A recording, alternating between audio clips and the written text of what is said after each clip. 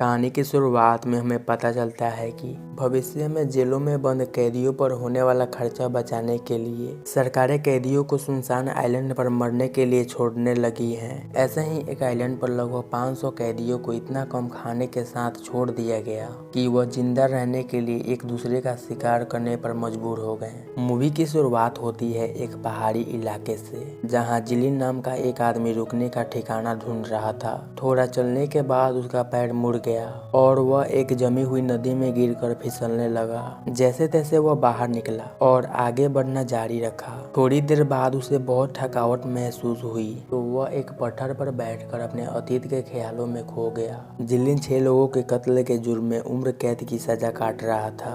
एक दिन जेल के गवर्नर ने उसे बुलाकर पूछा कि उसका सपना क्या है। उसके साथ के भी सभी कैदियों से यही सवाल पूछा जा रहा था। कोई समुद्र देखना चाहता था तो कोई अपने परिवार से मिलना चाहता था। ओबेजियन नाम के एक कैदी ने तो यह भी कह दिया कि मैं जेल का गवर्नर बनना चाहता हूँ। गवर्नर ने उन लोगों को बताया कि एक प्रोजेक्ट के तहत उन्हें दूसरे जेल में भेजा जाएगा। कुछ देर बाद गवर्नर ने सभी कैदियों को शिप में चढ़ने का ऑर्डर दिया। जहाज में भी सबको जेल की ही तरह अलग अलग सेल में बंद कर दिया गया। लेकिन ओबेजियन बिना बात ही सबका लीडर बनने की कोशिश कर रहा था और अपना दबदबा बनाने के लिए उसने एक आदमी को मार भी दिया। जहाज के निकलने पर सभी कैदी बहुत घबराए हुए थे कि शायद उन्हें समुद्र के बीच में ही मार दिया जाएगा। घबराहट में कई कैदी एक दूसरे से लड़ने लगे। यह सब देखकर जिलिन को सिपा की एक बात याद आई। सिपा को दिमागी बीमारी थी और वह अजीबोगरीब चीजें बनाकर कुछ न कुछ बकता ही रहता था। लेकिन उस दिन उसने कहा था कि अब तो नर्क में भी जगह नहीं बची है, इसलिए उन जैसे लोगों को उसे भी बेकार जगह पर जाना होगा। जिलिन को लगा था कि यह फालतू बकवास है, लेकिन मौजूदा हालात को देखकर उसे यह हकीकत लग रहा था। कुछ देर बाद सब शांत हो गए, लेकिन सफर के बीच ही एक गैंग अपने सेल से निकलकर अपने एक साथी को ढूंढने लगी। ओबेजियन ने उसे समझौते का नाटक करके मौका मिलते ही उसे मार दिया। इसके बाद कैदियों के दोनों गुट आपस में लड़ने लगे। जल्द ही गार्ड्स ने आकर कुछ फायर किया और लड़ाई रोक दी। उन्होंने कैदियों के पास स्लीपिंग गैस के गोले भी फेंक दिए ताकि आगे के रास्ते में वो आराम से सोते रहें। आखिरकार वो सब एक सुनसान आइलैंड पर पहुंचे, जहां सभी कैदियों को नंबर देकर हथकड़ी बांधी गई थी। वहां हमें मिस्टर ओलाफसन और मार्टा आई, जो टेरा नोवा प्रोजेक्ट के हेड थे, क्योंकि दुनिया के ज्यादातर देशों ने फांसी की सजा बंद कर दिया था। तो अब कैदियों को रखने के लिए जगह भी कम पड़ रही थी। इसीलिए रशिया की सरकार ने टेरा नोवा प्रोजेक्ट की शुरुआत की है। अब से वह जेल में नहीं होंगे, लेकिन उनके गुलाम बनकर रहेंगे। उनकी ज़रूरत के लिए वहां पर 3 महीने का राशन मौजूद था और सैटेलाइट की मदद से उन पर हर पल नजर रखी जा रही थी। अगर उनकी कोई भी मांग हो तो वह समुद्र में बने हुए कम्युनिकेशन सिस्टम का लाल बटन दबा सकते हैं। अगर हरी बत्ती आई तो उनकी मांग मान ली गई है, वरना भूल ही जाओ। ओबेजियन नजर रखे जाने के विरोध में पत्थर फेंकने लगा, लेकिन गार्ड्स ने बंदूक दिखाकर सबको शांत कर दिया। मार्टा ने बताया कि कम्युनिकेशन सिस्टम के जरिए वो प्रोजेक्ट को छोड़कर जा भी सकते हैं। उन्हें बस अपना नाम और जाने की वजह बतानी होगी और फिर उन्हें जेल में शिफ्ट कर दिया जाएगा। जाने से पहले गार्ड्स ने सभी चाबियों को मिलाकर फेंक दिया, जो सबके नंबर के हिसाब से हथकड़ी खुलेगी। सभी कैदी चाबी लेने के लिए बहुत ही तेजी से भागे। जिलिन और सिपा साइड में खड़े होकर गिरी हुई चाबियां इकट्ठा करने लगे। तभी एक गैंग ने गार्ड्स के बचे हुए हथियार उठाकर बाकी के कैदियों पर हमला बोल दिया। हथियार के दम पर एली की गैंग ने एक बार तो दूसरे गुट को दबा दिया, लेकिन जल्द ही बाकी कैदियों ने जवाबी हमला कर दिया। इस लड़ाई में कई लोग जान से हाथ धो बैठे। लड़ाई के दौरान दूसरी गैंग के कैदियों ने एली को भी मार दिया। समुद्र में लहरों का बहाव इतना ज्यादा था कि कुछ कैदी जो कम्युनिकेशन सिस्टम के पास जा रहे थे वह डूबकर मारे गए। बाकी बचे कैदियों ने स्टोर में जाकर सामान बांटना शुरू कर दिया। जिलिन ने जल्दी से एक जैकेट उठाया और जरूरत का सामान उठाकर वहां से जाने लगा। सिपा ने हिसाब लगाया कि यह खाना 3 महीने तो बिल्कुल भी नहीं चलेगा।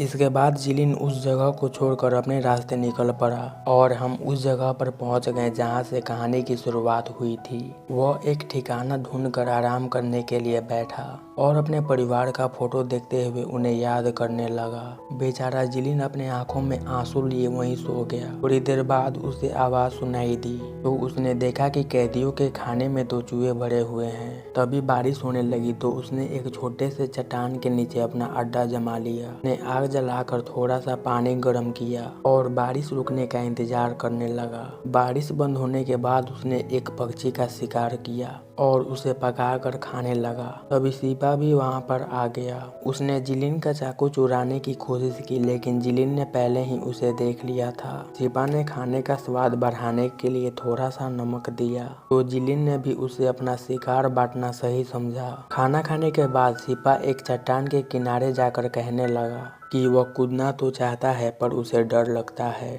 उसने जिलिन से पूछा कि वह क्यों नहीं मर जाता, ऐसा क्या रखा है ऐसी जिंदगी में। इस पर जिलिन ने जवाब दिया कि उसका पूरा परिवार मर चुका है और वह भी उन्हीं के साथ दफन होना चाहता है, इसलिए वह इस आइलैंड पर मर गया तो उसकी तमन्ना कभी पूरी नहीं होगी। थोड़ी देर बाद उसकी नजर एक एरोप्लेन के टुकड़े पर पड़ी जिसे देखकर वह हैरान रह गया। थोड़ा ढूंढने पर उन्हें एरोप्लेन का पूरा हिस्सा भी मिल गया। उस प्लेन में जिलिन को एक आशा की किरण दिखी कि असल में वह एक पायलट हुआ करता था, लेकिन उसे हिला पाना 2 आदमियों की बस की बात नहीं थी, इसलिए वह वापस अपने ठिकाने पर आ गया। जिलिन ने आग जलाई लेकिन न जाने उस लकड़ी में ऐसा क्या था कि उसमें से जहरीला धुआं निकलने लगा। उसने जल्दी से सो रहे सीपा को वहां से हटाया। जिलिन की बहुत कोशिश के बाद सीपा ने आंखें खोली लेकिन अभी वह कुछ अजीब सा बके जा रहा था। आग बुझने के बाद जिलिन को चिंता होने लगी कि ऐसे तो वह ठंड से कभी भी मर जाएंगे।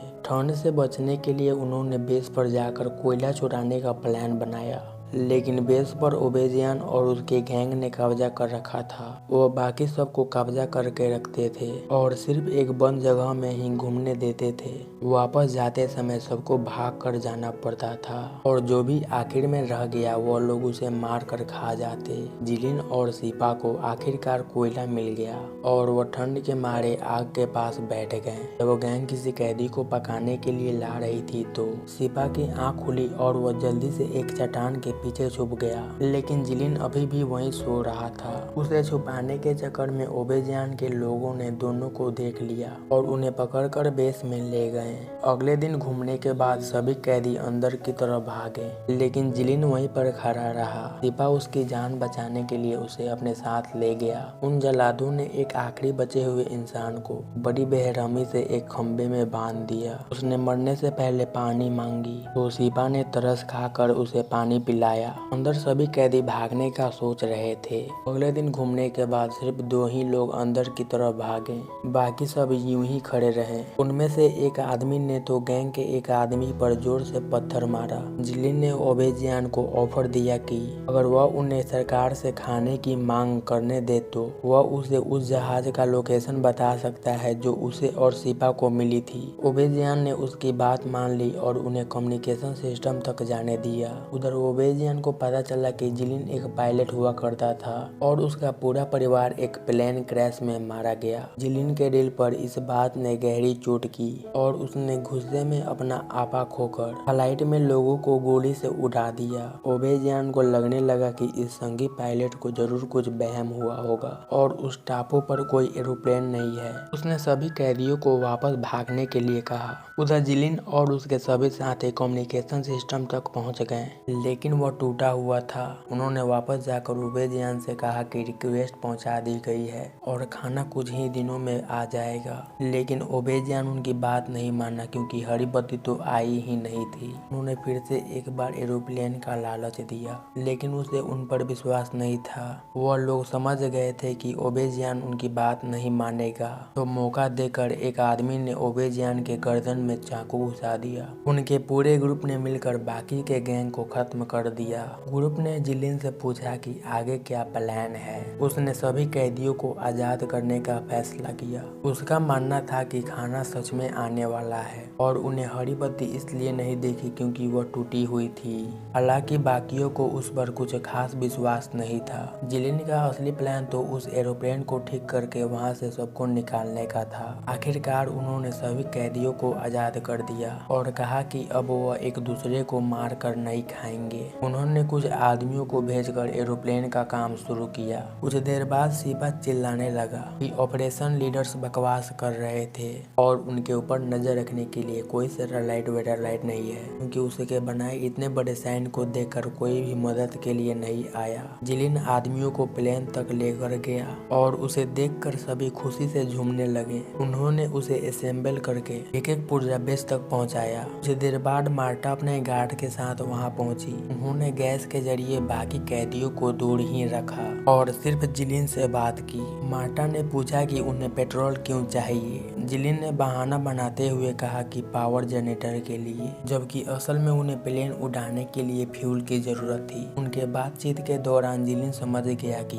उन्होंने उन पर नजर रखने के लिए कोई सैटेलाइट नहीं लगा रखी, क्योंकि वो नहीं जानते थे कि टापू पर कितने कैदी जिंदा हैं। उसने उन्हें बताया कि कई कैदी बीमार हैं, लेकिन कोई भी प्रोजेक्ट को छोड़कर जेल नहीं जाना चाहता। उनसे जरूरत का सामान लेकर उनके जाने के बाद जिलिन ने जल्दी से प्लेन में फ्यूल डालकर देखा तो वह काम कर रहा था। कुछ ही देर बाद मार्टा ने आइलैंड पर अमेरिकन कैदियों को गार्ड्स बनाकर भेज दिया। जिलिन ने उनके लीडर से हाथ मिलाने की कोशिश की, लेकिन उसने बिना बात ही उस पर हमला कर दिया। दोनों तरफ के कैदियों में जोरदार लड़ाई शुरू हो गई। जैसे तैसे सिपा जिलिन को बचाकर दूसरी तरफ ले आया। जिलिन के ग्रुप ने मिलकर अमेरिकन कैदियों के लीडर को मार गिराया। चारों ओर मार काट होने लगी। प्रोजेक्ट के हेड्स ने इस पर नजर रखी हुई थी। जब उन्हें लगा कि 40% से ज्यादा कैदी मर चुके हैं तो उन्होंने कोड नेकेड आइलैंड लागू कर दिया। उन्होंने कई गार्ड्स भेजे कैदियों को मारने के लिए। आइलैंड में भारी बमबारी शुरू कर दी गई।